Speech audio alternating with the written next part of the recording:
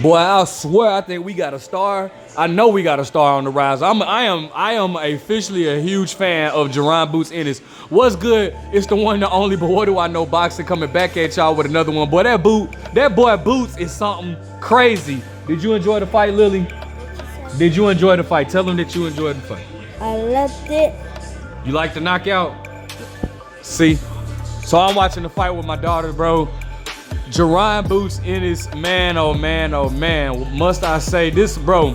So from the beginning rounds, bro, one thing I love, like, you could tell Villa's game plan was to wear Boots down and to come strong on the second half, right? But the thing about it is, he was walking into Boots with without walking in behind his jab, he was just walking to Boots, bro. You can tell that Boots, and I really love what Boots was doing when he was feinting up top and shooting and stabbing that jab to the body. That what people don't realize, Floyd Mayweather does that a lot. What people don't realize is that takes a lot of a lot of air out of your fighter when you're just walking and you're not. And the thing is, especially when you're squared up, bro, you leave yourself available to get hit. You know, you leave yourself because you give them more of a target to hit or whatnot. Instead of one thing that my coach always taught me is when you always want to make sure your shoulder is pointed to your opponent to give them less of a target to hit. I'm sitting here looking at the replays or whatnot. Villa was walking in without his jab, and when you have a slick fighter like Jaron Boots Ennis, that's the last thing you want to do is walk without a jab. Because the thing about it is, when you have a fighter like Jaron Boots Ennis, like Floyd Mayweather, I'll give you a prime example. When Floyd Mayweather fought Oscar De La Hoya, right? When Oscar De La Hoya was walking behind it, when he was coming behind his jab, go watch that fight. He was giving Floyd Mayweather a lot of problems when he was coming behind his jab. But for whatever reason, De La Hoya avoided his jab. He stopped throwing his jab, and Floyd was able to just tee off. When you stop throwing your jab, the people don't realize the jab has the most jobs. It has the most job of any punch that you have. It has more jobs than the hook, the uppercut, because the only job of the hook and the uppercut is to hurt your opponent. But the jab, or unless if it's a check hook or whatnot, because that check hook you can spin off of it. It's a decoy punch. But the jab, the point of the jab is to find your range, control the distance, set up for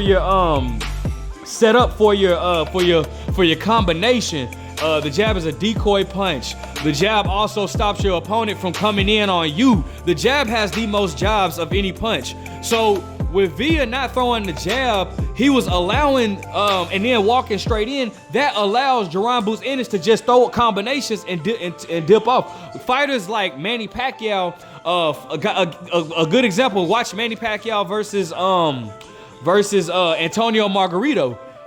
You just walk in on Manny Pacquiao without coming behind the jab. He gonna throw thousands of combinations and then spin off, bro.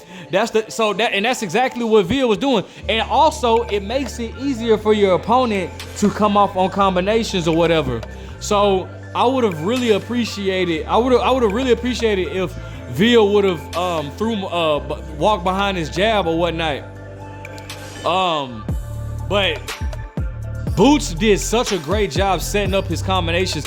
He started off, I can't even remember. I think he started off as a right-hander. But man, when he turned southpaw, he was really able to stab. He made this such a good job feinting that jab on top and stabbing to the body, bro. Boots is ready for these top guys, bro, and Boots will give any of these top guys problems. I think Errol Spence is moving up to 154 after his fight with Crawford. I don't know, but I'm ready to see Boots in there with all these guys. Boots I give his performance an A+, bro. He looked very good. Boots also showed that he has a very, very good chin. Roman was able to. He caught Boots with a few shots. And when you're as suave as Boots and you put on a show, yeah, you're gonna get caught. He caught Boots with a few good shots. It never bothered Boots. Boots kept coming.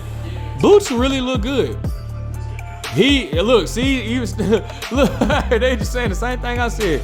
But Man, that was just it was a beautiful performance by Boots, and Boots has everything to be proud of. And it's actually funny because I remember it was a interview after Villa had beat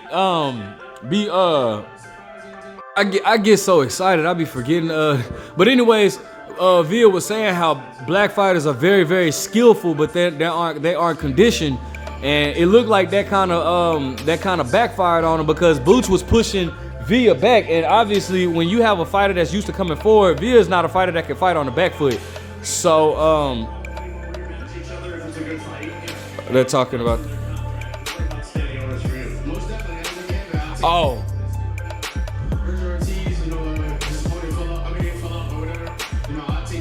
Oh, I would love for that, man.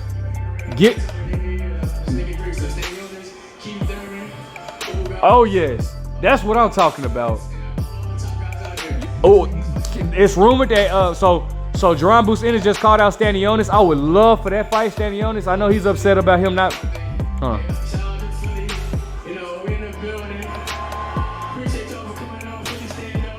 There we go.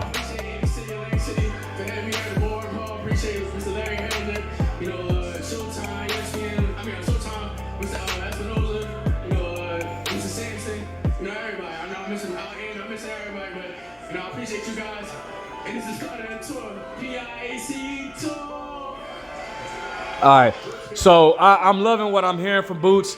It's rumored that Keith Thurman is supposed to fight Ugas next. Boots said he wants the winner of Keith Thurman versus Ugas. I love that fight, or he wants both of them. I like both fights for him. I would love to see him against Stanley. Bro, if Boots fights can get those fights, hell, who would it be for him to fight after he gets the title?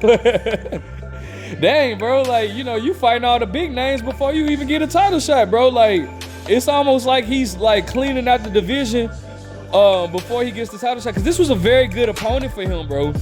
This was a very good opponent for him, bro. This was a you know, I was very pleased with his performance, man. And so now we all know in boxing it's not what happens, it's about what happens next. And I want to see Boots versus Stanionis. I want that fight. I want that fight bad, bro. And then after that, I would like for him to fight the winner and the loser of Keith Thurman and Ugas, bro. Get them names on his resume. Get that way, by the time he gets the belt, bro, because it doesn't look like Virgil Ortiz will be fighting at 147 anymore.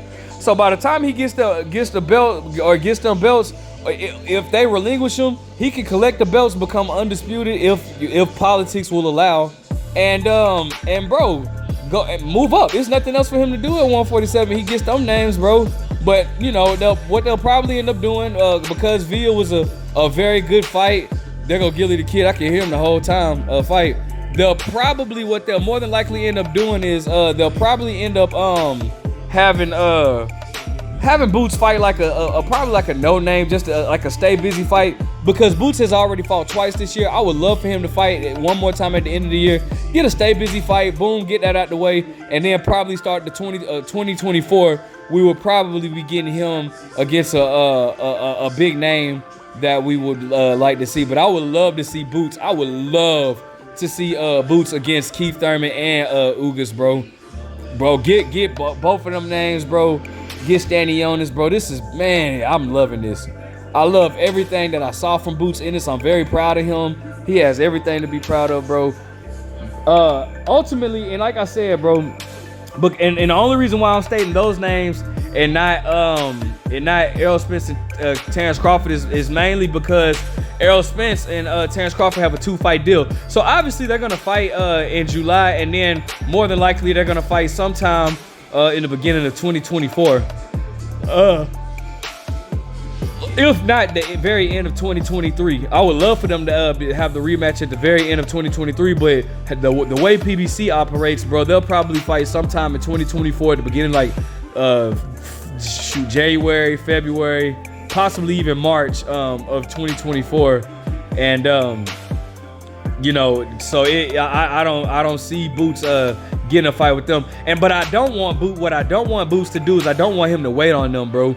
Go ahead and get you an easy fight in December. It doesn't have to be against Keith Thurman or Ugas, but I would want it to be against Dan Jonas, Keith Thurman, or Ugas. But get a stay busy fight, and then hopefully them titles will be there for you to fight for at the beginning part of 2024.